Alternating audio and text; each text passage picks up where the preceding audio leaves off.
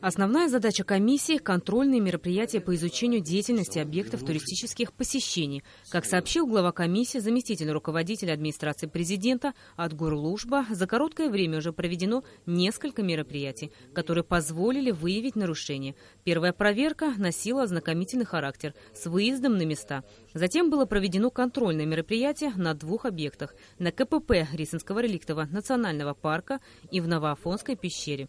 В рейде приняли участие представители УБЭП, Министерства по налогам и сборам, туризма, МВД и представители администрации президента. Из 125 машин высокой проходимости 54 были без разрешительных документов.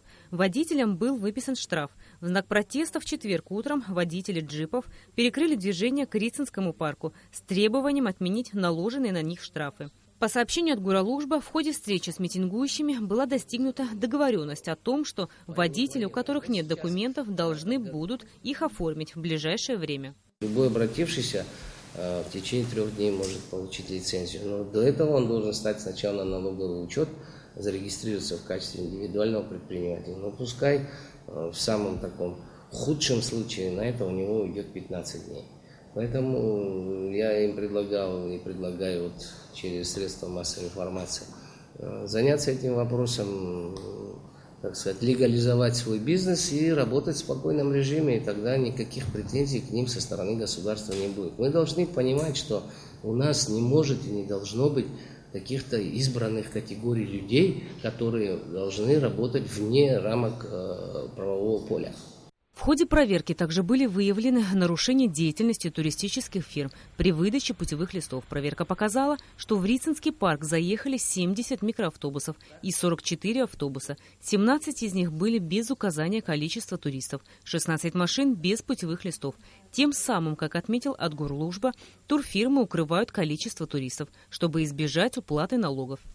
Укрывание количества туристов, которые обслуживают наши туристические фирмы, и в конечном итоге происходит уход от налогообложения. Вот эти вопросы, как раз выявленные в процессе проводимых контрольных проверок, уже в дальнейшем будут обрабатываться соответствующими органами. В данном случае это будет Министерство по курортам и туризму, которое лицензирует туроператорскую деятельность и будет выяснять отношения, связанные с соблюдением условий лицензирования, которые предполагают четкий учет и наличие перевозимых и обслуженных туристов. Заместитель руководителя администрации президента Адгур Лужба заверил, что подобного рода проверки будут продолжены. Рената Шакаева, Тамур Гошба, Абхазское телевидение.